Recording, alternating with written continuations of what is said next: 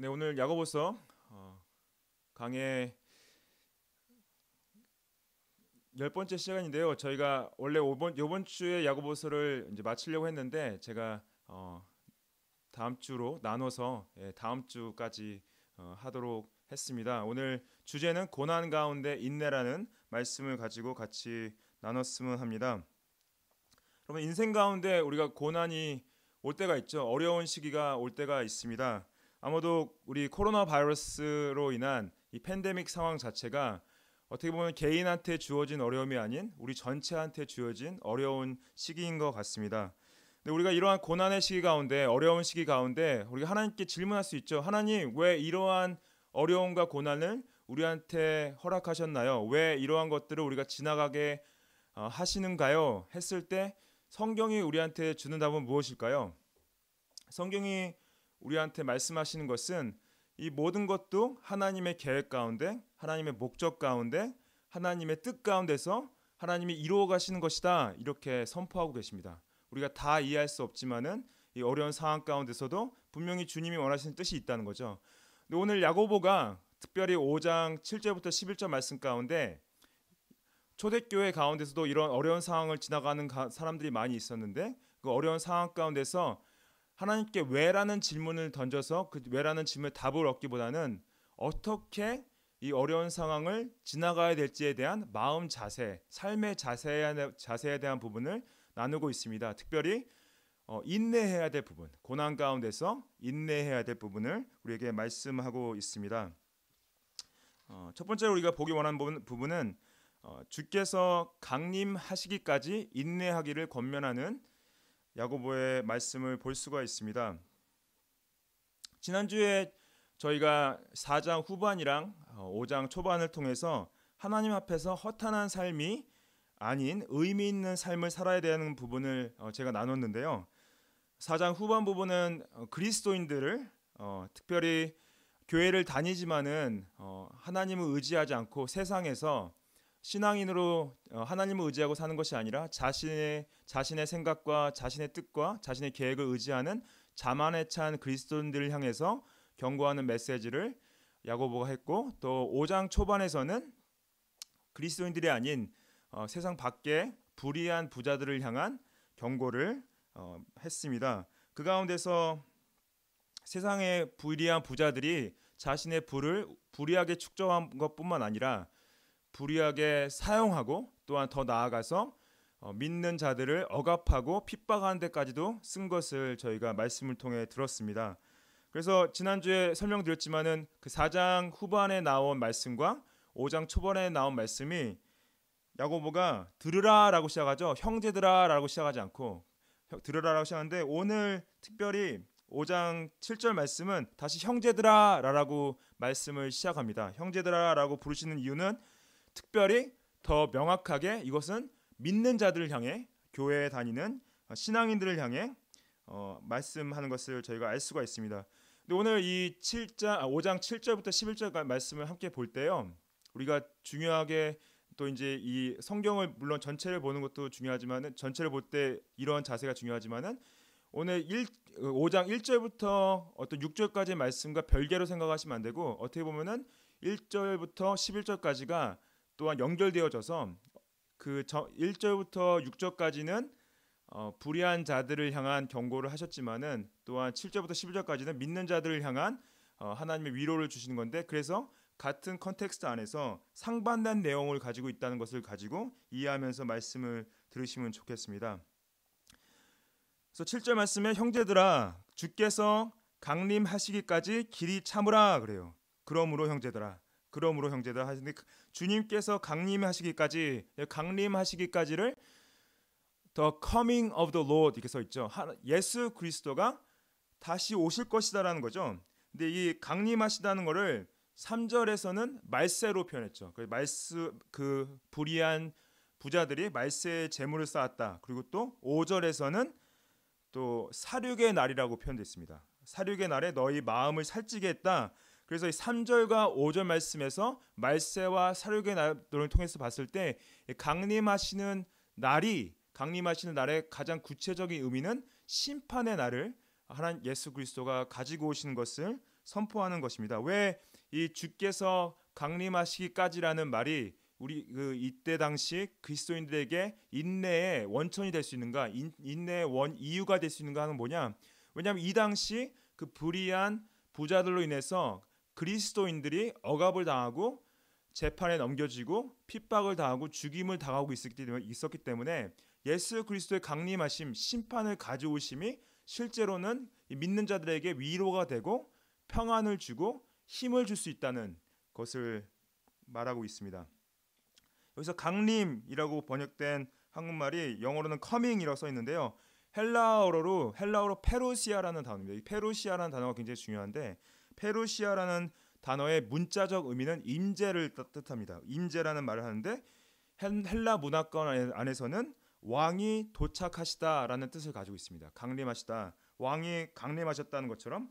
그래서 야고보가 예수 그리스도가 강림하신 것이 왕이 도착하는 것이다 이렇게 표현하는 거죠. 근데 왕이 도착하는 것뿐만 아니라 구원자가 도착하신다, 주인이 도착하신다, 특별히 심판자가 도착하신다, 이 말을 가지고 있습니다. 그리고 형제들아, 주께서 강림하시기까지 길이 참으라 그러죠. 그래서 여기서까지라고 표현된 영어로 until the coming of the Lord 이렇게 써 있는데, 여기까지라는 단어가 헬라어로 헤오스라는 단어인데요. 이 헤오스라는 단어는 임신하신 분의 의미를 담고 있습니다. 임신의 의미를 담고 있다는 건 뭐냐? 아이를 가졌는데 아이가 태어날 날짜가 정해져 있다는 거죠. 그래서 예수 그리스도가 강림하실 날짜가 정해져 있다 말하는 거예요. 그래서 예수님이 오셨을 때 너희들의 핍박과 고난과 어려움과 슬픔과 죽음이 예수님의 오심으로 말미암아 반전이 있을 것이다, 새 생명이 있을 것이다 이렇게 선포하는 거죠. 그리고 이 야고보가 그냥 참으라 하지 않고 길이 참으라 했을 때, 길이 참으라 한 건 뭐냐면은 그 숨겨진 의미 가운데 있어서 믿는 자들로 하여금 자신들을 핍박했던 바깥의 불의한 부자들에게 직접 복수를 하지 말아야 될 것까지 의미를 내포하고 있습니다. 그리고 로마서 12장 19절 말씀에 이 사도 바울도 똑같은 의미를 선포하죠. 내 사랑하는 자들아, 너희가 친히 원수를 갚지 말고 하나님의 진노하심에 맡기라. 기록되었을 때 원수 갚는 것이 내게 있으니 내가 갚으리라고 주께서 말씀하시니라. 굉장히 이 말씀이 억울할 수 있었죠. 왜냐하면은 우리를 핍박한 사람들을 빨리 가서 우리가 보복하고 싶잖아요. 복수하고 싶잖아요. 우리가 이것을 바로 잡기 원하잖아요. 근데 하나님께서는 이 길이 참으라 했을 때는 그런 억울한 일을 당했을 때도 그것을 하나님이 갚으실 걸 믿고 인내하라 이렇게 말씀을 하시고 계십니다. 다시 7절 말씀으로 돌아왔을 때, 보라, 농부가 땅에서 나는 귀한 열매를 바라고 길이 참아 이른 비와 늦은 비를 기다리나이 이렇게 말씀하시죠. 이 농부가 땅에다가 씨를 심고 물을 주고 자라서 열매를 맺는 과정이 있어서 기다림이 있지 않습니까? 기다려야 되는데, 특히 여기서 이른 비와 늦은 비를 기다린다. 이것은 이른 비와 늦은 비는 농부가 컨트롤할 수 있는 부분이 아니죠. 농부가 제어해서 내가 언제 비를 내려야지 할 수 있는 부분이 아니기 때문에 이른 비와 늦은 비를 기다린다는 것은 기도하는 것을 의미합니다. 농부가 기도하면서 늦은 비나 이른 비를 기다리는 거죠.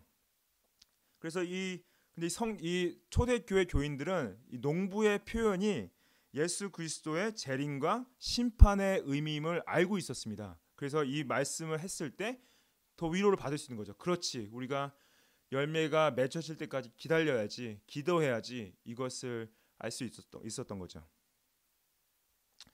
여러분들 혹시 기다리고 계신 게 있으십니까? 삶 가운데서 무엇을 기다리고 계세요? 다 다른 기다림이 있겠죠. 근데 우리가 전체적으로 다 같이 기다리고 있는 건 뭡니까? 락다운이 빨리 끝나는 거죠. 언제 끝날지 몰라 락다운이 빨리 끝나기 원하죠. 네. 근데 우리가 말씀을 통해서 봤을 때 우리가 가장 중요하게 기다려야 될 것이 무엇입니까? 예수님이 다시 오심을 가장 중요하게 기다려야 됩니다. 여러분들 예수님이 다시 오시는 것을 기다리고 계세요? 예수님이 다시 오실 때 세상을 심판하신다고 말씀하십니다. 세상을 바로 잡을 거라고 말씀하십니다. 이게 왜 중요합니까? 저는 이번 주에 그 아프가니스탄이 탈레반의 손에 다시 넘어가는 걸 보면서 또한 수많은 사람들이 억울하게 죽어가는 모습을 보면서 그런 생각을 했어요. 아, 저 사람들 참 삶이 너무 억울하겠다. 근데 그럼 소망이 어디 있을까? 그 억울한 죽음을 당하게 한 악인들의 그 죄값은 어떻게 치러질 것인가? 그게 소망이 있다는 거죠. 예수님이 다시 오실 때 그 잘못된 악을 바로 잡으실 심판을 하신다는 걸 약속하셨습니다. 또 우리에게는 뭡니까? 우리에게는 하나님 예수님이 구원자로 주인으로 오셨을 때 우리의 고통과 아픔과 질병과 괴로움으로부터 예수님께서 우리를 자유케 하시고 우리에게 진정한 평화와 평안과 안정을 주신다고 약속을 하십니다. 그것이 우리의 소망이라는 거죠. 그리스도인들의 소망이라는 거죠. 그것이 우리가 인내할 수 있는 원동력이라고 야고보가 말하고 있습니다. 주께서 강림하시기까지 길이 참으시기를 축복합니다. 두 번째, 마음을 굳건히 하면서 인내하기를 권면하는 것을 볼 수가 있습니다. 8절 말씀에 너희도 길이 참고 마음을 굳건하게 하라 주의 강림이 가까우니라 이렇게 말씀하세요. 여기서 너희도 길이 참고 마음을 굳건히 하라. 야고보는 이 농부가 비를 기다리듯이 우리도 동일하게 기다려야 되는데 동시에 마음을 굳건히 하면서 기다리는 걸 원하세요. 마음이 굳건히 한다. 이거는 문자적으로는 마음을 강하게 한다 표현입니다. Strengthen your heart. 여기서 이제 ESV에는 Establish your heart라 써 있는데 문자적으로 또 Strengthen your heart라고 다른 성경들이 번역을 하고 있습니다. 마음을 강하게 한다. 마음을 강하게 한다는 걸 어떻게 이 말세 가운데 있어서 마음을 강하게 하는 것을 어떻게 이해할 수 있냐? 특별히 데살로니가 전서 3장 13절을 통해서 우리가 자세하게 이해를 할 수가 있습니다. 데살로니가 전서 3장 13절에 너희 마음을 굳건하게 하시고 우리 주 예수께서 그의 모든 성도와 함께 강림하실 때에 하나님 우리 아버지 앞에서 거룩함에 흠이 없게 하시기를 원하노라. 그래서 너희 마음을 굳건하게 하시고 이게 이 establish your heart, 이게 야고보와 같은 표현을 사도 바울이 쓴 거죠. 마음을 굳건하게 한다. 굳건하게 하는 목적이 무엇이냐? 예수님이 모든 성도와 함께 다시 오실 때 우리가 하나님 아버지 앞에서 거룩함에 흠이 없게 하신다. 그게 목적이라는 거예요. 마음을 굳건하게 한다. 마음을 강하게 한다. 하나님 앞에서 거룩함에 흠이 없게 한다. 첫 번째 이 거룩함은 예수 그리스도를 믿는 믿음으로 우리가 거룩함의 은혜를 받았습니다. 또 동시에 그 거룩함을 이루어가는 데 있어서 중요한 것은 죄와의 싸움입니다. 순결, 정결에 대한 싸움인 거죠. 매일매일의 그 거룩에 대한 싸움, 죄와에 대한 싸움이 있어야 된다는 거죠. 거룩을 위한 싸움. 그래서 내가 어떻게 나의 마음을 강하게 할 수 있냐? 죄와 싸움 가운데 이김을 통해서 우리의 마음을 강하게 할 수 있다는 거죠. 그거를 통해서 예수 그리스도가 강림하실 때까지 우리가 싸워 나가야 될 부분을 말씀을 하십니다. 그리고 이 8절 말씀을 다시 돌아와서 말씀이 주의 강림이 가까우니라 말씀하세요. 이게 7절 말씀에 이미 주의 강림하실 때까지 인내하라는데 그러면 왜 여기서 주님의 강림이 가까운 것을 말씀하시냐? 여기서 이제 가까운 것을 The coming of the Lord is at hand 이렇게 써있는데 이 coming of the Lord is at hand가요. 예수님께서 공사역 초반에 처음 선포하신 것이 하나님 나라가 가까이 왔다 이렇게 표현하셨어요. 기억하시죠? 하나님 나라가 가까이 왔다. 이 공간복음에서 다 선포를 합니다. 이게 무슨 의미입니까? 예수 그리스도의 다스림이 임했다. 예수님의 왕되심이 임했다.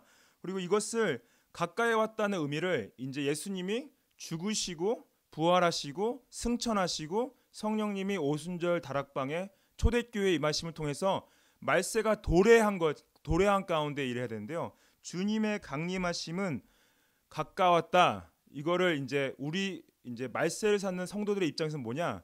예수 그리스도가 다시 오심이 가까웠다는 거죠. 근데 우리가 이게 생각을 해보면은 그러면 초대교회 교인들한테도 가까이 왔고 우리한테도 가까이 왔으면은 왜 2000년이라는 시간이 지났을까 이렇게 생각할 수 있습니다. 근데 이게 이 가까웠다는 의미를 제대로 해석하는 게 굉장히 중요해요. 초대교회 교인들한테도 가까웠고 어떻게 우리한테도 가까울 수 있냐? 이것은 결국에는 초대교회 교인들도 그들의 삶 가운데서 예수님이 오시는 걸 믿었어요. 근데 그 아무도 예수님이 언제 다시 오시는지는 모르고 있었어요. 예수님조차도 자신이 내가 언제 말세의 끝을 알 수가 없다라고 마가복음에서 말씀하셨죠. 이건 뭐예요? 하나님만이 그때를 아신다고 그랬죠. 제자들도 예수님께 물어봤죠. 예수님 그때가 어느 때이니까 그때는 하나님만이 아신다 말씀하신 이유 뭐냐? 예수님이 언제 다시 최종 심판을 가지고 오실지는 아무도 모르지만은 초대교회 교인들은 당장이라도 예수님이 오실 수 있다는 생각을 가지고 신앙생활을 했다는 거죠. 초대교회 교인들이 내일이라도 예수님이 다시 오시겠구나. 그럼 내가 오늘을 어떻게 살을까? 근데 그 마음가짐을 가지고 2000년 동안 모든 믿는 세대가 살아온 거예요. 모든 신앙인들이 모든 세대들이 내일이라도 예수님이 오시겠구나라는 마음을 가지고 살아왔기 때문에 우리도 동일하게 내일이라도 예수님이 오시겠구나. 그럼 내가 오늘을 어떻게 살까? 이 마음을 가지고 살아야 된다는 거죠. 그게 주의 강림이 가까우셨다. 초대교인들한테도 1000년 전 신앙인들한테도 오늘 우리에도 주의 강림이 가까운 건 뭐냐? 아무도 그때는 모르지만은 내일이라도 오실 수 있다는 생각을 가지고 오늘을 살아야 된다는 거죠.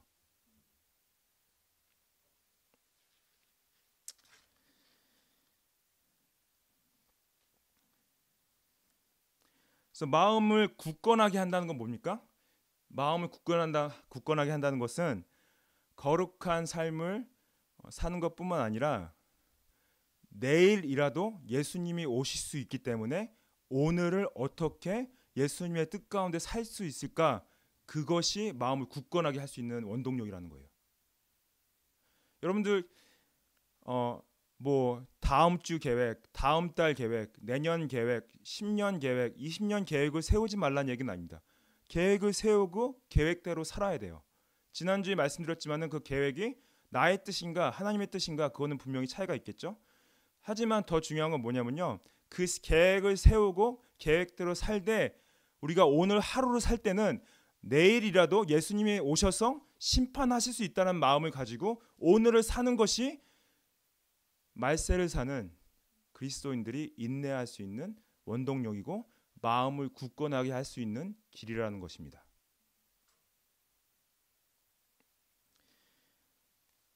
우리가 아이들이 잘 컸으면 좋겠죠. 자녀분들이 잘 됐으면 좋겠죠.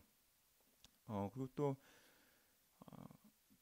그런 소망이 있는 건 되게 중요하죠. 좋은 학교 갔으면 좋겠고, 좋은 직장을 갔으면 좋겠고, 좋은 사람과 만나서 결혼했으면 좋겠고, 그런 소망들이 잘못된 건 아닌 거죠. 그리고 근데 우리가 그런 것들이 삶의 목적이 됐을 때 오는 증상이 뭐냐면요. 마음이 불안하고 갈급하고 눌리게 됩니다. 마음이 굳건하지 않고 마음이 갈급하고 마음이 불안하고 마음이 흔들리는 이유는 실제로는 우리가 예수님이 내일 오실 수 있겠지란 마음을 가지고 오늘 살지만은 실제로 우리의 소망이 예수님께 있지 않고 이 세상 것들에 뒀을 때 우리 마음이 굳건해지지 않고 연약해질 수 있다는 거죠. 우리 마음이 강건해지길 원합니다. 여러분들 마음이 강건해지시길 축복합니다. 예수 그리스도의 모든 소망을 두고 그분만으로만 만족했을 때 우리의 마음이 굳건해질 수 있음을 믿습니다. 마지막으로 우리 야고보가요. 서로 원망하지 말고 인내하기를 권면합니다. 9절 말씀 보시면은 형제들아 서로 원망하지 말라 그리하여야 심판을 면하리라 이렇게 말해요. 그 보라 심판주가 문 밖에 서 있다 이렇게 말하는데 이 9절 말씀만 딱 봤을 때 9절 말씀이 전체 문맥이 있어서 인내와는 별개의 것 같은 이제 그 심판에 대한 부분만 얘기하지 인내와 별 상관없는 말을 하는 것 같아요. 서로 원망하지 말라. 이 서로 원망하지 말라는 말이 왜 인내와 연결이 돼 있을까요? 형제 이 서로 원망할 때 원망이 영어로 이제 grumble이라고 표현돼 있죠. Do not grumble against one another. grumble이란 이제 헬라어가 스탠조라는 단어인데요. 스탠조라는 단어인데 이 스탠조라는 단어가 이 원어적 의미는 신음 소리를 내다 한숨을 쉬다 이런 의미도 같이 포함하고 있습니다. 원망하다, 불평하다, 짜증내다 이런 표현도 있고요. 이 단어가 특별히 하나님의 백성들이 억압을 당했을 때 아니면 심판을 당했을 때 하나님을 향해서 부르짖는 표현입니다. 특별히 예를 들어서 출애굽기 때 애굽 왕으로부터 이스라엘 자손들이 억압을 당하고 종살이를 했죠. 그때 종살이를 하면서 하나님께 탄식했던 표현을 이런 원망했던 단어가 비슷하게 쓰여져 있습니다. 그리고 그 광야 생활하면서 반복적으로 하나님께 원망했죠. 그 원망하고 탄식하고 괴롭고 신음소리를 이 grumble, 원망 이 표현으로 같이 썼습니다. 근데 야고보가 이 같은 단어를 교회 공동체 안에 있는 같은 형제 자매들에게 원망하지 말라고 쓰고 있습니다. 이게 이 서로 원망한 이 실제로 문맥을 봤을 때는 형제들아 바깥에 너희를 핍박하고 억압하는 상황을 원망하지 말라 이렇게 되는데 형제들아 서로 원망하지 말라. 그래서 이 서로 원망하지 않는 것은 서로 믿는 자들끼리 원망하지 말라는 거죠. 이 원망하지 말라는 표현은요. 이 야고보서 전체 서신의 주제 가운데 굉장히 중요한 주제 중에 하나입니다. 반복적으로 이 말에 대한 표현에 있어서 야고보가 서로 있어서 말의 표현에 대한 문제를 죄성으로 하지 말고 하나님의 영광을 돌리게 하는 부분에 있어서 반복적으로 얘기를 했었죠. 이 가까운 사람들에게 원망을 할 수밖에 없죠. 특별히 이 초대교회 교인들은 지속적인 가난과 핍박과 어려움 가운데서 힘든 가운데 있으니까 그 스트레스로 인해서 어찌됐든 그 스트레스가 주위에 있는 사람들에게 나올 수밖에 없지 않습니까? 우리도 팬데믹을 지나면서 집안에서 락다운하면서 아무리 인내하고 좋게 하다가도 한순간 좀 서로한테 불평할 수 있고 짜증낼 수 있고 원망할 수 있죠. 안 그러신 분들은 정말 그 인내를 제가 정말 높이 삽니다. 아니면 같은 직장에 다니신 분들이 같이 일을 하다가 일이 안 맞아서 서로 화를 낼 수 있죠. 근데 야고보가 이 특별히 인내에 있어서 어려운 상황 가운데 특히 힘든 시기를 지나면서 말의 표현을 조심함을 통해서 우리가 인내하는 것을 강조하는 이유가 무엇이냐? 왜냐하면 그런 표현을 우리가 다 했을 때 서로가 더 힘들어지게 된다는 거죠. 그리고 또 중요한 것은 이것이 그리스도인의 열매가 아니라는 거죠. 사도 바울은 에베소서 4장 2절 3절에 이렇게 말씀을 하고 있습니다. 모든 겸손과 온유로 하고 모든 참음으로 사랑 가운데서 서로 용납하고 평안에 매는 줄로 성령이 하나 되게 하신 것을 힘써 지키라. 그래서 믿는 자들이 서로를 향해서 서로 겸손하고 서로 온유하고 서로 오래 참고 사랑 가운데서 서로 용납하고 평안에 매는 줄로 하나 되게 되는 것을 힘쓰라고 하는 거죠.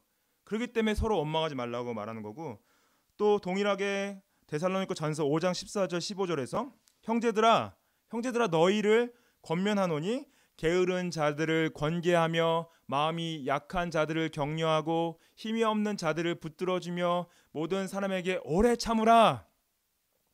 삼가 누가 누구에게든지 악으로 악을 갚지 말게 하고 서로 대하든지 모든 사람을 대하든지 항상 선을 따르라.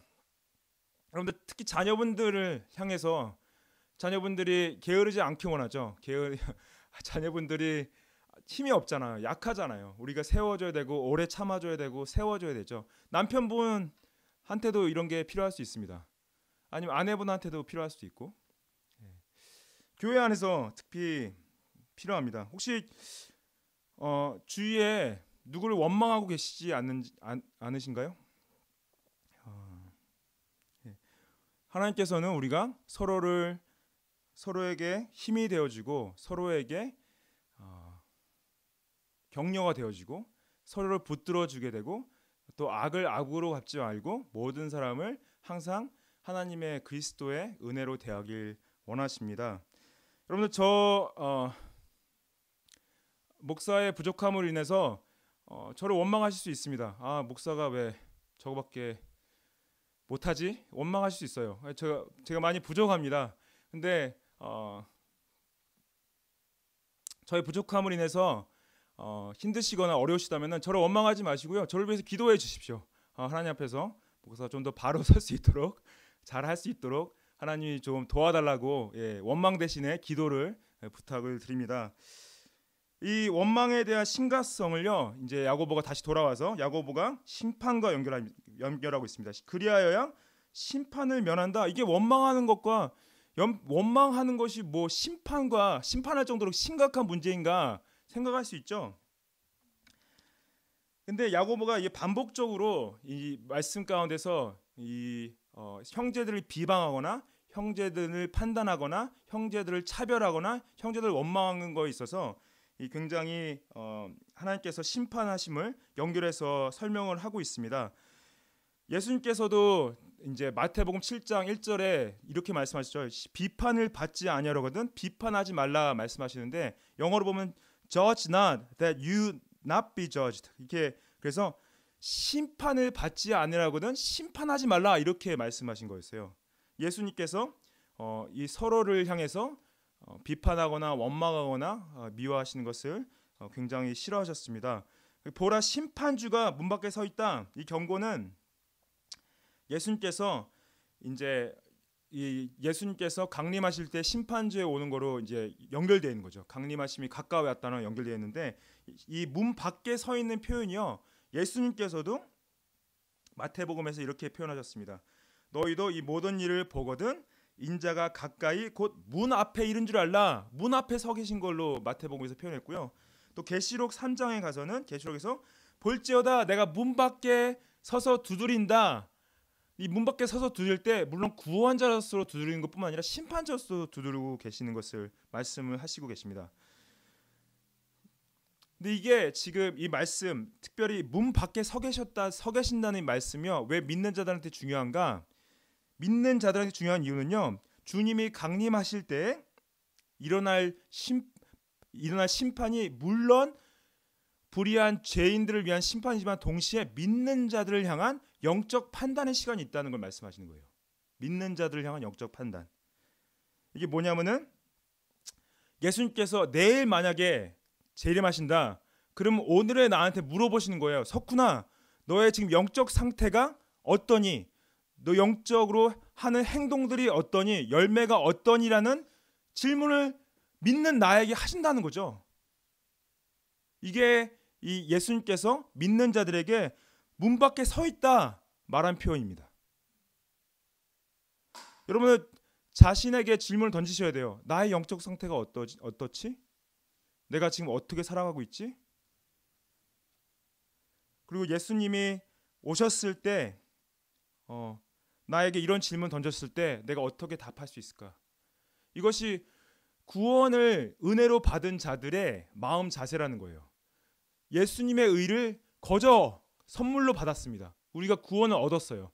구원받은 자들로서 예수 그리스도를 닮아가는 삶을 살고 예수님을 위한 삶을 살아가고 있는데 그것이 내 멋대로 내가 원하는 대로 막 살아가는 것이 아니라 구원을 이루어가는 것이 예수 그리스도가 나의 영적 상태와 나의 영적 열매들을 판단하실 것을 생각하면서 산다는 거죠. 구원의 문제가 아니라 성화의 문제입니다. 빌립보서 2장 12절에 이렇게 표현되어 있어요.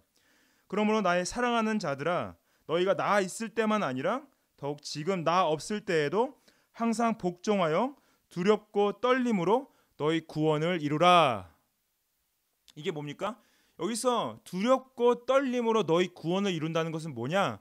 이것은 칭의의 문제가 아닙니다. 우리는 이미 의롭게 됐어요. 예수 그리스도의 은혜로. 근데 여기서 구원을 이룬다는 것은 두렵고 떨림으로 구원을 이룬다는 건 뭐냐? 성화의 과정을 얘기합니다.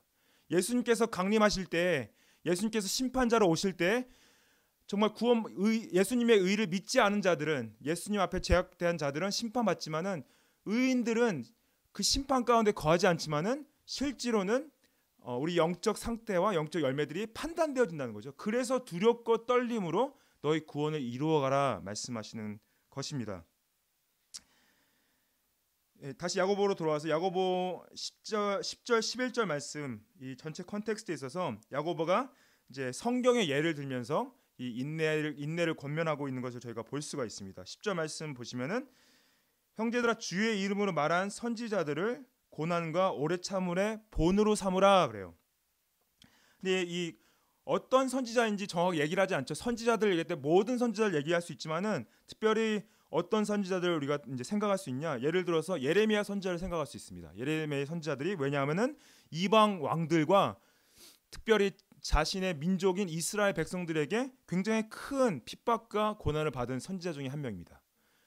그리고 또 우리가 생각할 수 있는 선지자는 누가 있냐? 이사야 선지자를 생각할 수 있어요. 이사야 선지자는 이 신구약 중간기 전통에 따르면은 순교를 당했는데 순교를 당한 것이 톱으로 몸을 반 잘려서 순교당한 것으로 이제 전해 내려왔습니다. 그것이 히브리서 11장 37절에 이렇게 표현되어 있어요. 물론 이사야라고 표현되어 있지 않지만은 이 히브리서 기자가 썼을 때는 이사야를 아마 생각하면서 썼던 것 같습니다. 돌로 치는 것과 톱으로 켜는 것과 이렇게 써 있죠. 그래서 they were sewn in two. 그래서 몸을 반으로 자른 거예요. 톱으로. 이러한 고난을 받았던 거를 알 수가 있죠. 근데 이 선지자들이 왜 본을 삼아야 되냐? 그냥 단순하게 핍박당한 것으로 이제 본을 삼는 것이 아니라 핍박당하고 어려움 당한 것을 우리가 그 가운데 인내하는 것을 그 배우는 걸 넘어서서요. 선지자들이 한 그 역사와 선지자들이 한 행동에 있어서 특별히 하나님의 뜻을 선포하고 하나님의 뜻을 행하면서 받은 핍박, 또 불의한 걸 봤을 때 그건 불의한 것이야, 하나님이 기뻐하지 않은 것이야 선포함으로 말미암아 당했던 핍박과 고통을 본으로 삼으라는 거예요.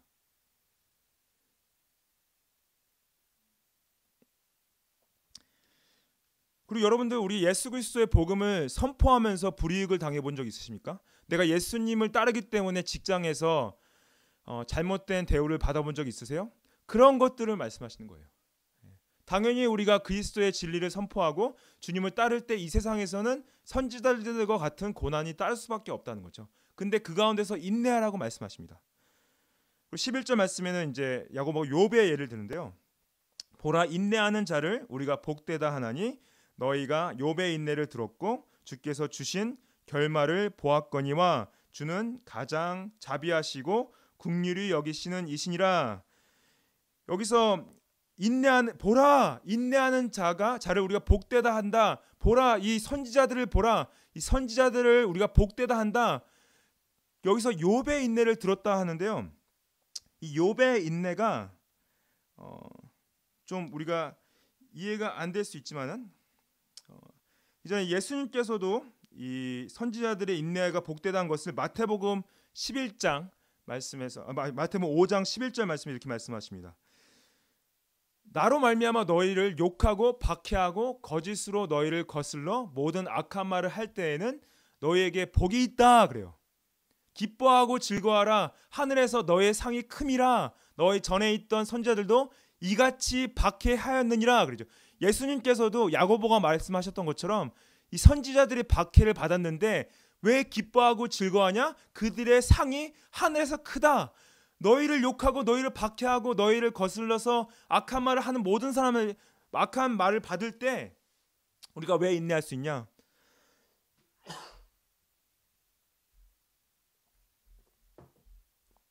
하늘에 복이 있다는 거예요. 하늘의 상이 있다는 거예요. 하늘의 상이 있기 때문에 인내할 수 있다. 예수님도 말씀하시고 야고보도 말씀하는 겁니다. 그래서 인내하는 자가 복이 있다 말씀하시는 거죠. 그래서 이 야고보가 이미 1장 12절에서 말했었죠. 1장 12절에서 반복돼서 말씀하신 시험을 참는 자는 복이 있다. 이미 말했습니다. 시험을 견디는 자는 생명의 면류관을 얻을 것이다. 말씀을 하신 겁니다. 여러분 믿으십니까? 우리가 인내로서 그리스도의 안에서 선한 싸움을 싸우고 주님 앞에 섰을 때 생명의 면류관 진정한 그 선지자들이 받았던 복을 받으심을 믿으십니까? 저는 믿습니다. 예, 저는 지금 들리진 않지만은 여러분들 다 아멘 하셨다고 생각이 듭니다. 욥의 인내를 예를 든 거로 이제 말씀을 마치기 원하는데요. 욥의 인내를 모델로 이제 든 것 자체가 좀 의외일 수 있습니다. 다시 말씀 이제 야고보서 말씀 보시면은 욥의 인내의 모델을 말하는 것이 왜 이상하냐? 욥기 전체를 읽어보신 적 있어요? 욥기를 보시면은 욥의 자기 의가 굉장히 강한 사람이에요. 뭐라고 하냐면 하나님 앞에서 하나님 내가 당한 이 고통이 공의롭지 못한 고통입니다. 계속 반복적으로 하나님께 따져요. 하나님께 계속 불평해요. 하나님 어떻게 나한테 이렇게 할 수 있습니까? 하나님 나 너무 억울합니다. 하는데 중요한 건 무엇이냐? 욥이 하나님을 향한 믿음을 저버리지 않고 오직 하나님께 소망을 둔 것을 포기하지 않았다는 거죠. 그래서 다시 욥기 5장 그 말씀에 주께서 주신 결말을 보았다. 주께서 주신 결말을 여기서 영어로 보시면 You have seen the purpose 이렇게 써 있죠. You have seen the purpose of the Lord. 욥을 향한 결말, 욥기의 마지막 그 끝, 욥기를 향한 목적을 보여주셨는데 결국 욥이 욥기 42장 5절에 이렇게 말합니다. 내가 주께 대하여 귀로 듣기만 하였사오나 이제는 눈으로 주를 배옵나오니 그러므로 내가 스스로 거두어 드리고 티끌과 제 가운데에서 회개하나이다. 그래요. 여기서 욥이 결국에는 그 자기 의로 차서 계속 불평하고 불만하고 화를 냈던 하나님 앞에서 하나님 내가 하나님을 뵀습니다. 하나님 나를 용서하여 주십시오. 내가 회개합니다. 그래서 이 결국은 고난의 끝이 하나님께서 욥기의 삶을 회복하시는 걸로 끝나지 않습니까? 이런 그 욥기가 당한 고난, 욥이 당한 고난과 고난 가운데서 하나님 붙들고 끝까지 간 가운데서 하나님께서 회복하시고 상 주시는 얘기가 성경 전체의 맥락인 거예요. 성경 전체의 맥락이 믿는 자들이 고난 가운데서 인내함으로 승리할 때 하나님 앞에서 축복받고 상을 받을 것이다. 그래서 이 마지막 이 말씀 맺음을 주는 가장 자비하시고 긍휼히 여기시는 이시다. The Lord is compassionate and merciful 이렇게 해서 마치지 않습니까? 욥기 말씀 야고보서 5장 11절에 이렇게 마치게 되어 있습니다. 야고보가 말씀하신 건 뭐냐?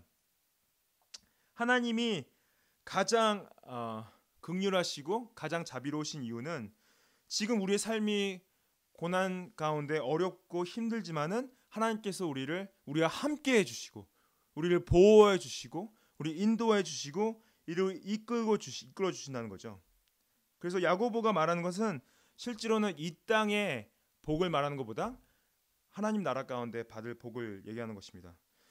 여러분들 우리가 사람들이 말할 때 복을 말할 때 와 저 사람 정말 복 받았다 할 때 생각 떠오르는 게 뭐예요? 와 저 사람 진짜 돈 많네. 와 저 사람 진짜 좋은 직장에 있네. 와 저 사람 진짜 자식 복도 많네. 자식들이 잘 풀리네. 좋은 직장을 다니고 있네. 저 사람 정말 잘생기고 이쁘네. 이런 것을 복으로 얘기하지 않습니까? 그거 복이죠. 예, 좋은 하나님께서 주신 은혜죠. 근데 우리가 크리스천들이 진짜 생각해야 될 복은 돈이 많은 것도 아니고 인생이 잘 풀린 것도 아니고 잘생긴 것도 아니고 이쁜 것도 아니고요. 자식들이 잘된 것도 아닙니다. 진정한 복은 무엇입니까? 진정한 복은 그리스도가 오실 때까지 잘 참는 게 진정한 복입니다. 예수님이 오실 때까지 잘 인내하면서 거룩한 삶을 추구하고 서로를 세우는 말을 해주고 사랑해주고 그리스도의 뜻 가운데서 오늘 하루를 순종하는 삶이 진정한 축복임을 믿으시고 오늘 하루도 주님께 드리는 우리 매번 서부교회 성도님들 되시길 축복합니다. 같이 함께 기도하시겠습니다.